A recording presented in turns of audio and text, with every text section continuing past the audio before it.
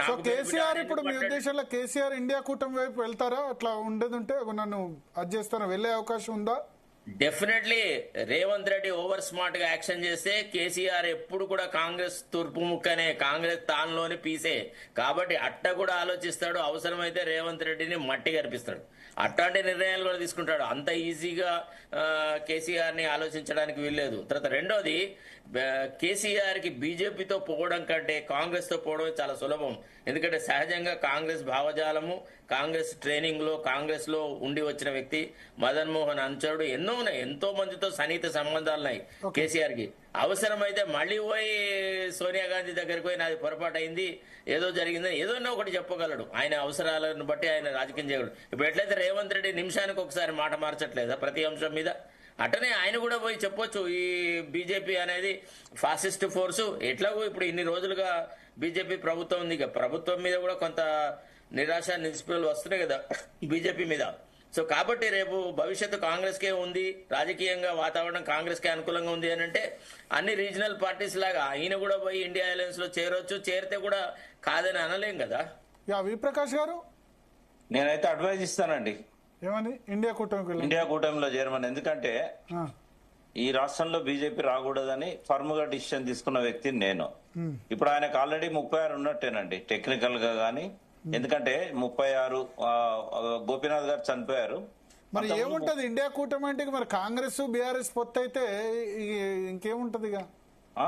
నాకు చెప్పనియండి. అంటే ఇప్పుడు అట్లాగా సార్, ఒక విషయం, ఇప్పుడు కేజ్రీవాల్ కాంగ్రెస్ కొట్లాడుకున్నారు ఢిల్లీలో, అయినా సరే దేవర్ పార్ట్ అండ్ కొట్లాడుకోవాలి, కలిసి పోటీ పార్లమెంట్ లో పోటీ చేసినారు, అసెంబ్లీలో కొట్లాడుకున్నారు. అంటే పార్లమెంట్ తర్వాత ఎలక్షన్ తర్వాత ఇండియా కూటమి నుంచి వాళ్ళు బయటకు వచ్చారు, అది వేరే విషయం. మీరు చెప్పిన కరెక్ట్ చేస్తున్నా. ఢిల్లీలో కలిసి పోటీ చేశారు, పంజాబ్ లో వేరువేరుగా పోటీ చేశారు. అది పార్లమెంట్ విషయం. Bharat both of us are journalism students. మనకేంటిది పర్స్పెక్టివ్ అనేది డిఫర్ అవుతుంది. Individual perspectives will be there. అసలు Kejriwal genesis is against Congress, against corruption of Congress. So his alienation, his mixing up with Congress was an odd combination. అది ఎవరికైనా రాజకీయంగా రవ్వంత జ్ఞానం ఉన్నవాడు కూడా Kejriwal combination with Congress support చేసి ఉండేవాడు. But Kejriwal for protecting his skin he aligned with Congress. Prakash గారు, ఇప్పుడు టిఆర్ఎస్ కి ఇప్పుడు ఉన్న ఎమ్మెల్యేలు టెక్నికల్ గా ఎవరైతే ఇప్పుడు సుప్రీంకోర్టులో పిటిషన్ ఇచ్చారో మేమంతా కూడా టిఆర్ఎస్ ఉన్నామని, వీళ్ళంతా మొత్తం కలిస్తే 37 మంది అవుతారండి. ఎందుకంటే ఒక గోపీనాథ్ గారు చనిపోయారు, ఒక సీటు వాళ్ళు ఓడిపోయారు, 2 తీసేస్తే 37 ఉన్నాయి. 37కు మజిలీస్ 7 కలిపితే 44 అవుతాయి. మన దగ్గర కేబినెట్ సీట్లు 18 ఉన్నాయి. 16 మందికి మంత్రులు ఇస్తామంటే కాంగ్రెస్ లోకి వెళ్ళి లైన్ కడతారు. టిఆర్ఎస్ గవర్నమెంట్ కూడా ఫామ్ చేయొచ్చు. ఓకే, నా ఈక్వేషన్ తప్పేం కాదు. మీరైతే ఇండియా కూటమిలోకి వెళ్ళాలి కేసీఆర్ అంటారు, కానీ 3 సంవత్సరాలు ఇండియా కూటమి మీరు ఆల్రెడీ అంటారు మోడీ మిస్యూజ్ చేస్తున్నాడు సిబిఐడి అని. ఇక ఇండియా కూటమిలో భరత్ గారు, ఒకవేళ రేవంత్ రెడ్డిని దించాలనే ఆలోచన కేంద్రానికి ఉంటే మీరు ఎవరిని పెట్టినా నేను సపోర్ట్ చేస్తాను, రేవంత్ రెడ్డితో 30 మంది పోయినా కూడా నేను మీతో ఉన్నానని చెప్పి ఇండియా కూటమిలో చేరొచ్చు. లేదంటే ఆయనకు కావాల్సిన 16 మందికి మంత్రి పదవులు ఇస్తామంటే కాంగ్రెస్ నుంచి వస్తారు. 16 మంది మంత్రి పదవులు ఇస్తే గవర్నమెంట్ ఫామ్ చేస్తుంది బీఆర్ఎస్. అంటే సపోర్ట్ చేస్తుంది. రేవంత్ దించుతా అంటే కేసీఆర్ సపోర్ట్ చేస్తారు. ఇప్పటి వరకు కేసీఆర్ గారు ఆలోచన చేయలేదు. చేయాలనుకుంటే రేవంత్ రెడ్డి ముఖ్యమంత్రి అయ్యేవాడు కాదు. ఎందుకంటే ఆ రోజు ముఖ్యమంత్రి పోటీలో ఇంకెవరో ఉన్నారో మీకు తెలుసు. ఎంత కావాలంటే ఆ రోజు 39 సీట్లు ఉన్నాయి బీఆర్ఎస్ కి, 7 సీట్లు మజిలీస్ కు ఉన్నాయి. 39 నేడు ఎన్ని అవుతాయి? 46. 14 మంది మంత్రి పదవులు ఇస్తామంటే ఆ ముఖ్యమంత్రి క్యాండిడేట్ అది ఉత్తమో లేకుంటే పొంగులేటో ఎవరో ఒకరు 14 మంది తెచ్చుకోలేకపోయేవారా? కానీ 64 వచ్చాయి కదా. 64 వచ్చిన తర్వాత కొత్త వాళ్ళు 64 కాదండి, ఇక్కడ కావాల్సింది 60.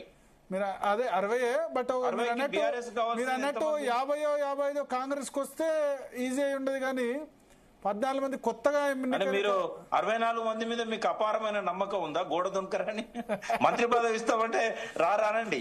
18 సీట్లు ఉన్నాయి. I cannot counter. రాజకీయాలు మిమ్మల్ని కౌంటర్ చేసే స్థాయిలో లేరు. రాజకీయాలు అట్లా తయారైనాయి. అంతే మీద పిల్లలు తయారైపోయినారు. మనం అదే చూడబోతామండి రాబోయే రోజుల్లో. ఏంటంటే 5 ఏళ్ళు ఉండదా కాంగ్రెస్ గవర్నమెంట్? ఏమో డౌటే నాకు. దినదిన గండం 5 ఏళ్ళ ఆయుష్. సార్ చెప్పండి. I want to say something. I totally disagree with Prakash. ఎందుకంటే ఆ పర్టికులర్ కాంటెక్స్ట్ లో ఇమ్మీడియట్ గా అంత తొందరగా ఒక రిలేషన్షిప్ పెట్టుకొని రాజకీయం చేయడం అనేది సాధ్యం కాదు. కేసీఆర్ కు సాధ్యం కాకపోతే అది మింగుడు పడని వ్యవహారం. Today rank and file of the party కూడా అపోజిట్. ఈవెన్ కాంగ్రెస్ లో కూడా రివోల్ట్ వచ్చు ఒకవేళ కేసీఆర్ తో ఎలయన్స్ పెట్టుకొని ఏదైనా వ్యవహారం చేస్తానంటే. అంత ఈజీగా ఆ వ్యవహారాన్ని ట్రీట్ చేయడానికి వీళ్ళు. తర్వాత ఎంత నీచాతి నీచమైన రాజకీయాలు చేసినా కేసీఆర్ లో కొంత మోరల్ కంటెంట్ అనేది కొంత ఉంటది. అందుకే చేయలేదు అందుకే చేయలేదు ఈ పని. అట్లాంటి వ్యవహారాలు చేయడు. తర్వాత రెండోది ఏంటంటే ఆయనకి 100% కాన్ఫిడెన్స్ ఏంటంటే Revanth Reddy will bungle, we will get an opportunity to take over, Revanth Reddy is good for nothing అనేది. 2 సార్లు కాంగ్రెస్ ఎమ్మెల్యేలు తీసుకున్నాడు. 8 మంది ఫస్ట్ టర్మ్ లో 2014లో, 21 మందిలో సెకండ్ టర్మ్ విలీనం చేసుకున్నాడు. మీరు చేయలేదంటే ఎట్లా కేసీఆర్ ఓవర్ కాన్ఫిడెన్స్ ఏమి అంటే కేసీఆర్ కు ఒక ఫీలింగ్ ఉండదు. అంటే actually this particular issue had figured.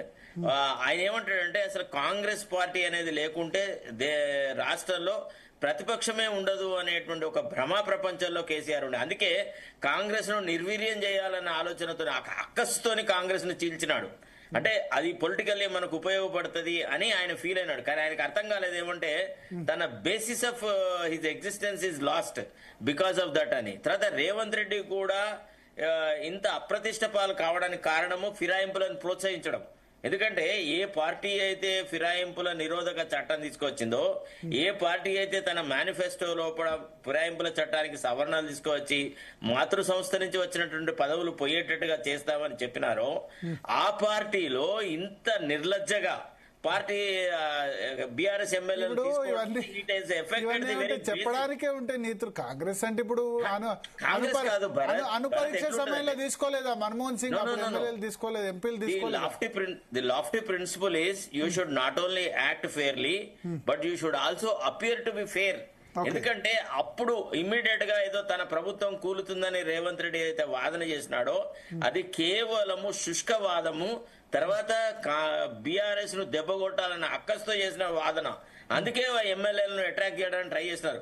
ఎప్పుడైతే విత్ ఇన్ ది కాంగ్రెస్ గానీ తర్వాత సోషల్ మీడియాలో గానీ మనలాంటి వాళ్ళు ఈ థర్డ్ క్లాస్ పొలిటికల్ కల్చర్ ని డిస్కరేజ్ చేసినామో, మనం మాట్లాడినామో, అప్పుడు కొంత బీఆర్ఎస్ ఎమ్మెల్యేలు భయపడ్డారు, అరే ఇది ఏదో జరిగిపోతుందని. తర్వాత అప్పుడు మహారాష్ట్రలో జరిగిన ఇన్సిడెంట్స్, తర్వాత ఇతరత్రంగా వస్తున్న సుప్రీంకోర్టు జడ్జిమెంట్లు అవి చూసి కూడా బీఆర్ఎస్ ఎమ్మెల్యేలు కొద్దిగా వెనకడుగు వేసినారు. ఒకవేళ మహారాష్ట్ర ఉదంతము, మహారాష్ట్ర కేసులో సుప్రీంకోర్టు జరుగుతున్న వాద ప్రతివాదాలు ఇవన్నీ కనుక ఎమ్మెల్యేలు గమనించకపోతే ఇట్లనే కప్పదాటు వాటం జరిగేది. దానికి అక్కడ రాజకీయమైన పరిస్థితులు చాలా మారినాయి. అక్కడ Revanth lacked wisdom, political wisdom. అరే why should I demolish my own basis, నేను నా మోరల్ ఎగ్జిస్టెన్స్ ని నేను తీసుకోను. ఒక బీఆర్ఎస్ పార్టీలోంచి కాంగ్రెస్ పార్టీలో చేరినంత మాత్రంలో వీడు గంగిగోవు కాడు, వీళ్ళు అంత దుర్మార్గులు, వీళ్ళు కేసీఆర్ యొక్క ప్రధాన అనుచరులు, రాజకీయ అవసరాల కోసమనే వీళ్ళు కాంగ్రెస్ పార్టీలో చేరుతున్నారు, దీనివల్ల నా పార్టీ ర్యాంక్ అండ్ ఫైల్ దెబ్బతింటది అనేటువంటి ఒక దీర్ఘమైనటువంటి ఆలోచన చేయలేకపోయినా. అంటే ఆయన అడ్వైజర్స్ పీరి నరేందర్ రెడ్డి వాడు వీడు ఏం సలహాలు ఇస్తారండి, వాళ్ళు ఇచ్చే సలహాలన్నీ గిట్లనే ఉంటాయి. క్లోజ్ చేద్దాం ప్రకాష్ గారు. సో అల్టిమేట్ గా మీరైతే ఇండియా కూటమి వెళ్తారు, వెళ్ళమని సజెస్ట్ చేస్తారు అంతేనా? అంటే దేశ రాజకీయాల అవసరాల రీత్యా ప్రాంతీయ పార్టీలు అన్ని కూడా బీజేపీని ఎదుర్కోవడానికి ఇండియా కూటమిలోకి రావాల్సిన అవసరం ఉన్నది. అట్లా రాని వాళ్ళు ఘోరంగా దెబ్బతిన్నారు పోయిన ఎలక్షన్ లో. అటు ఇండియా కూటమిలో లేరు, ఇటు ఎన్డీఏ కూటమిలో లేరు. ఒరిస్సా పట్నాయక్ కావచ్చు, వచ్చిన అరవింద్ కేజ్రీవాల్ కూడా దెబ్బతిన్నాడు. అదే వచ్చిన వాళ్ళు దెబ్బతినడం.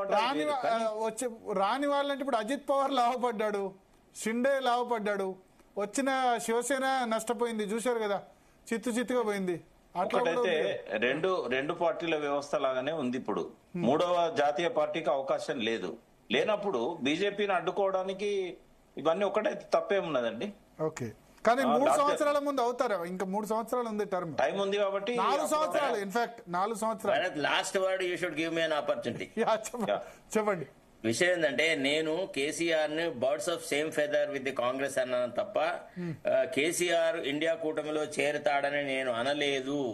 అంటే చేసే అవకాశాలు దొరుకుతాయి, సహజ మిత్రులుగా చలామణి కావాలంటే కాంగ్రెస్ అతనికి మోర్ అనుకూలంగా ఉంటది దెన్ బీజేపీ అనే మాట మాత్రమే నేను చెప్పినాను. ఎందుకంటే కేసీఆర్ ఎప్పుడు కూడా మైనారిటీ ఇంట్రెస్ట్ ను సాక్రిఫైస్ చేసేసి బీజేపీతో కుమ్ముకవుతాడు, బీజేపీ పార్టీలో బీఆర్ఎస్ ను చేరుస్తాడు అని ఏదైతే వీర్థవాదం తీసుకొచ్చినారు చూస్తున్నారా లేదా, దాన్ని నేను మొదటి నుంచి అపోజ్ చేస్తున్నాను. తర్వాత ఇంకోటి ఏంటంటే ఇంత ఆస్తులు ఐశ్వర్యము ఇన్ని రకాల పార్టీ వ్యవస్థ గల వ్యక్తి పోయి బీఆర్ఎస్ ను పట్టుకుపోయి బీజేపీలో చేరుస్తాడు అని ఆ వీర్థవాదం తీసుకొచ్చిన చూస్తున్నారా, అది చాలా hopeless and baseless argument that has been put across by so called pundits, political pundits. Okay okay thank you Sharath garu, V Prakash గారు. సో మొత్తం చూడాలి, మన ఇద్దరు ప్యానలిస్టులు కూడా వి ప్రకాష్ కానీ శరత్ గారు కానీ ఇద్దరు కూడా, వి ప్రకాష్ గారు శరత్ గారు ఇద్దరు కూడా ఒకటే సలహా ఇస్తున్నారు.